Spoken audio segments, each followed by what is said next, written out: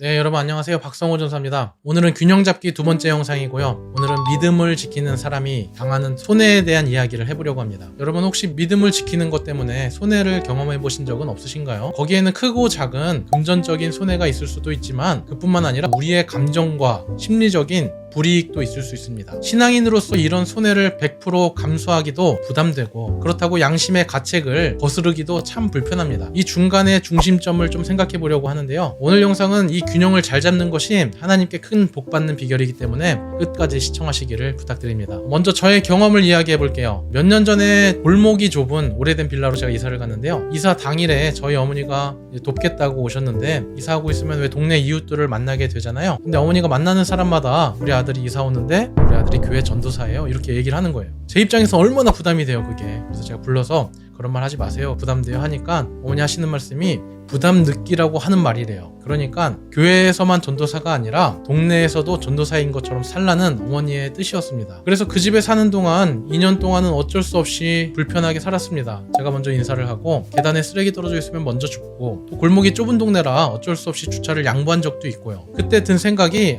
내가 전도사인 것만 감춰도 많은 것이 편하게 살겠다 하는 생각이 들었습니다. 아마 기독교인들도 비슷한 생각을 할 것 같아요. 내가 기독교인인 것을 감추면은 신경을 안 써도 될 일인데 기독교인인 것을 드러내면은 은근히 불편해지는 게 생깁니다. 하다못해 두 사람이 똑같이 잘못해서 이렇게 좀 분쟁이 생겨도 한 사람이 기독교인이면은 사람들은 뭐라고 이야기하냐면은 믿는 사람들이 더하다고 이야기합니다. 믿음이 없으면 차라리 상관이 없어요. 교회 출석만 하는 썬데이 크리스찬이면은 그러든가 말든가 그냥 신경을 안 씁니다. 그런데 믿음이 있으면은 우리 삶 가운데 신경 쓰이는 것들이 생깁니다. 왜냐하면은 내 행동이 기독교를 욕먹이고 교회를 욕먹일 수 있으니까 참 불편해집니다. 왜 이름이 기독교식으로 지어진 분들 계시잖아요. 본인 믿음이 없으면은 부모님 교회 다닙니다 하고 핑계대면 그만인데 본인 믿음이 있으면은 그 이름에 책임지도록 살아야 하잖아요. 그런 분들 참 존경합니다. 우리가 하나님을 믿을 때 믿음을 분명하게 지키고 그 신앙대로 정직하게 살면 분명하게 보는 손해가 생깁니다. 성경에서 받고자 하는 대로 대접하라 하는데 왜 영업하는 사람이 고객 입장에서만 생각해서 영업하면은 수입의 영향이 생각보다 큽니다. 적당히 눈 감고 적당히 속이고 해야 수익이 좋죠. 난 어떤 손해도 감수하겠다 하는 믿음이 있다면은 그건 그거대로 참 멋지고 존경할 만한 믿음이긴 하지만 사실 우리 모두의 상황이 같진 않잖아요. 누군가는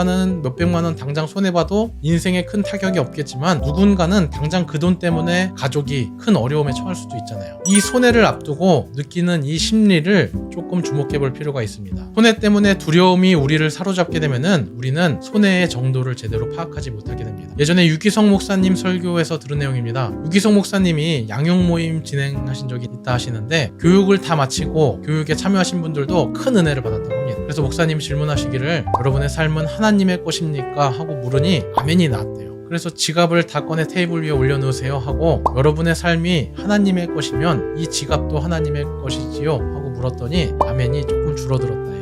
그러면 이제 자동차 키를 테이블 위에 올려놓으십시오 하고 이 자동차 하나님의 주신 것이지요? 하고 물으니까 대답을 아무도 안 하더라는 거예요. 그러니까 내 삶은 하나님의 것입니다. 내가 가진 모든 것이 하나님의 것입니다 라고 고백을 하면 우리는 마치 하나님이 그것을 다 뺏어갈 것처럼 생각이 드는 거예요. 우리는 믿음을 지켜서 오는 손해가 어느 정도일지 제대로 보지 못합니다. 믿음을 오랫동안 지켜오던 사람이 아니면 그 손해 때문에 내 인생이 망하고 내 인생이 무너질 것 같은 두려움이 먼저 들기 때문입니다. 학생들 같은 경우에는 시험 기간 되면 교회를 많이 빠지죠. 그런데 일요일 아침부터 저녁까지 풀로 공부하는 사람이 몇이나 되겠어요. 그 아침에 한두 시간 충분히 시간 낼 수 있는데 마음의 여유가 없는 거예요. 남들 다 교회 빠지고 학원 가고 열심히 공부하는데 나만 인생이 망할 것 같은 불안함이 드는 거죠. 사실 그게 아니라면은 명분 있을 때 좀 빠지자 하는 거지. 자, 그러면은 또 반대 입장도 생각을 해봐야 되죠. 그러면은 거기서 오는 손해가 없느냐? 분명하게 있죠. 너무나도 분명하게 있습니다. 그 손해를 우리가 믿음으로 손해를 감수한다 그래서 하나님이 연말정산 해주듯이 칼같이 채워주시냐? 그렇게 말하면 또 애매하죠. 하나님이 채워주신다 하는 간증은 들어봤지만은 그건 사실 채워졌으니까 간증에 나왔지. 사실 진짜 믿음으로 결단한 사람은 그걸 손해라고 생각하지 않지만 주변 사람들이 보기에는 그냥 손해보고 끝난 사람도 생각보다 많다는 게 문제죠. 그래서 저 나름대로 고민을 오랜 시간 하고 또 경험해서 내린 결론을 이제 설명을 드릴 텐데요. 여러분 잘 들어봐 주세요.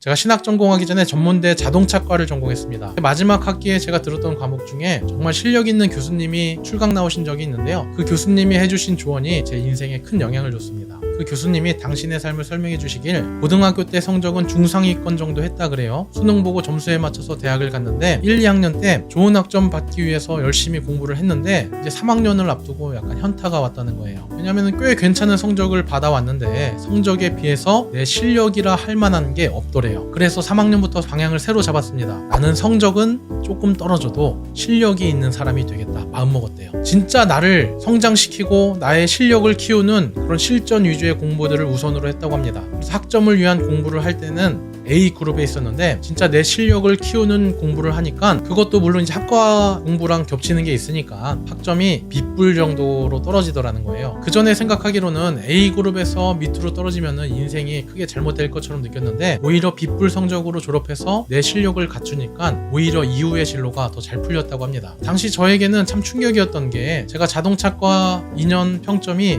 4.48이었거든요. 제가 이 얘기를 청소년부에서 하니까 선생님들은 다 놀라시는데 학생들은 4등급 나왔다는 건가 이러고 있어요. 졸업할 때 저희 과 최고 성적으로 저는 졸업을 했는데 제가 자동차에 대해서 하나도 모르더라고요. 그런 고민을 한참 하고 있을 때 저 교수님의 그런 이야기를 들은 거예요. 그리고 얼마 안 있다가 신학과로 편입을 결정했는데, 편입을 앞두고 이 교수님의 말대로 한번 해보자, 그렇게 마음을 먹었습니다. 내가 자동차과 나와서 자동차 모르는 건 사실 큰 문제가 아니다. 근데 신학과 나왔는데 성경에 대해서 또 내 신앙에 대해서 아무 말도 못한다면 그건 큰 문제다 싶어서 학점보다는 내 사역 현장에서 또 설교에서 실력을 키우는 공부를 많이 했습니다. 그렇게 한동안 잊고 지내다가 졸업식 날 그 교수님 말씀이 생각이 나더라고요. 그리고 이제 성적을 봤더니 편입하고 2년 동안 받은 평점이 3.5가 조금 넘어요. 딱 B뿔이에요. 그렇게 키운 실력이 뭐 이거냐 하면은 뭐 할 말은 없지만은, 뭐 사실 저 나름대로 사역 현장에서는 정말 유용하게 사용했습니다. 사실 뭐 유튜브 구독이 몇만은 돼야지 이런 얘기가 힘이 실릴 텐데, 저는 우리 신앙도 마찬가지라 생각합니다. 우리가 믿음을 칼같이 지키고 살면 거기서 오는 손해가 우리의 인생을 망하게 할 것 같지만은, 거기서 오는 손해는 A에서 B뿔 정도 되는 손해입니다. 왜냐하면 믿음을 지킨다는 것은 인생을 포기하고 그냥 하나님만 보고 있는 것이 아니라 내 주어진 일에 성실하게 임하는 것도 믿음을 지키는 것에 포함되기 때문입니다. 만약에 믿음을 지키고 A에서 F로 떨어지는 손해라면은 그건 믿음을 지키는 것만의 문제는 아닌 것 같아요. 노력을 조금 부족하게 했든지, 아니면은 오랫동안 골마오던 내 잘못된 습관이 드러났든지, 아니면은 유두리 없이 지혜롭게 대처하지 못한 거든지,